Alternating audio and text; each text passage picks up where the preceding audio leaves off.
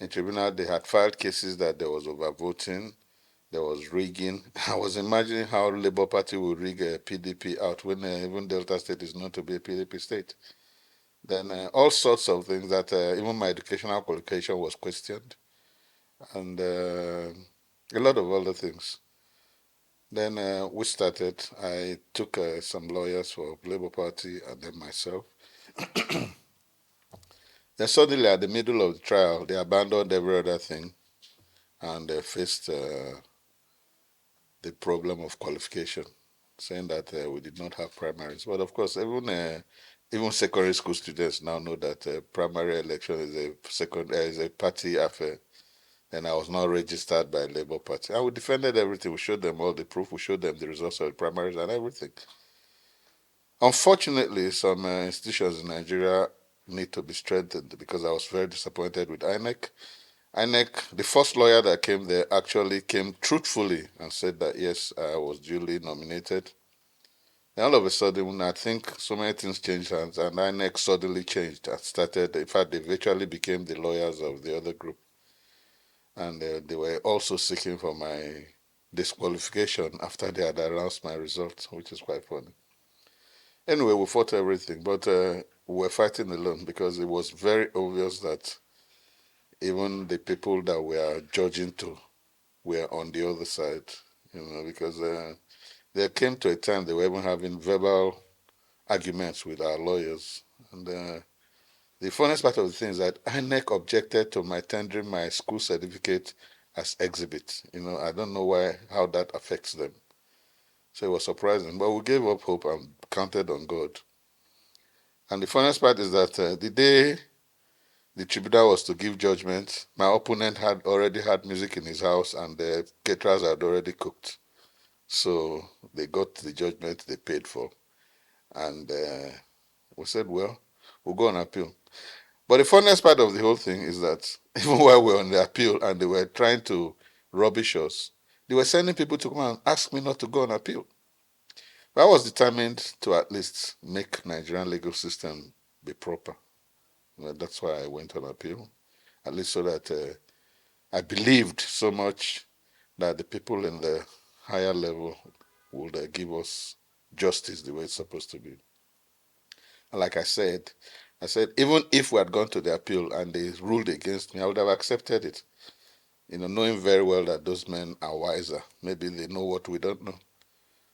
So luckily, the appeal was transferred to Abuja because judges are on vacation. And we got to Abuja. Some INEC lawyer again started. In fact, the judges even called him the barrister of the other side because it was obvious.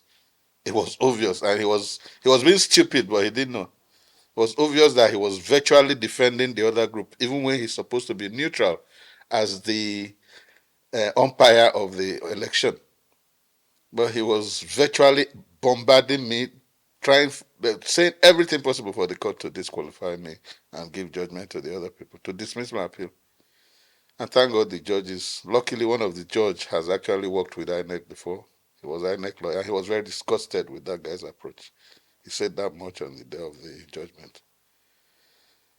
So everything finished, and thank God we got judgment.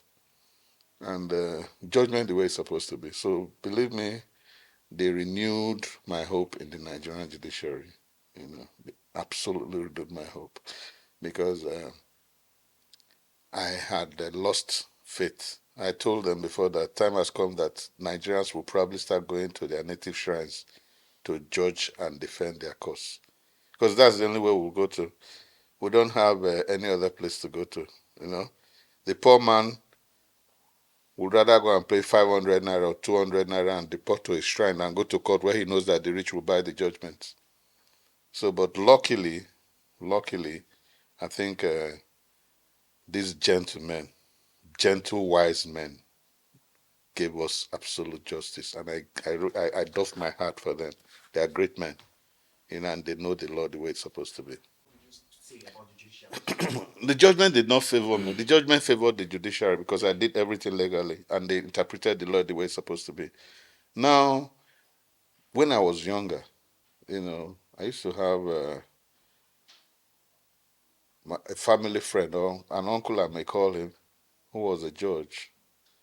In fact, in those days, judges were revered, very much revered.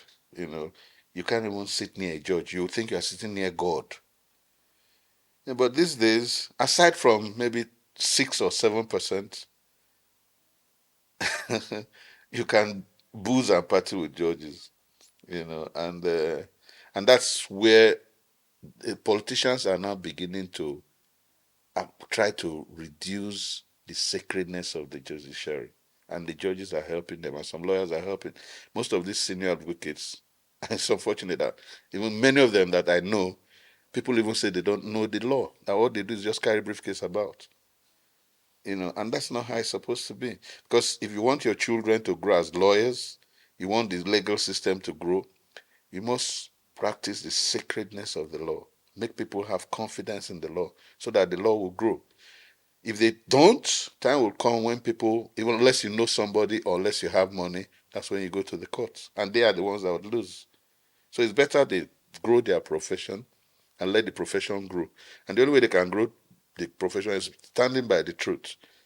I know all sides will have lawyers. So talk law, talk legally, and let the judges decide. Don't try to influence it, because when you try, you're only killing your profession.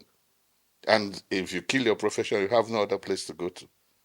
That's what I think. And I pray that it starts improving, because believe me or not, I'm sure a lot of people know that the judicial but was much more. When the likes of Kayede saw Oputa, Justice Omo, Justice Idigbe, when those ones were Supreme Court judges, if you come close to them, you know you are sitting near God.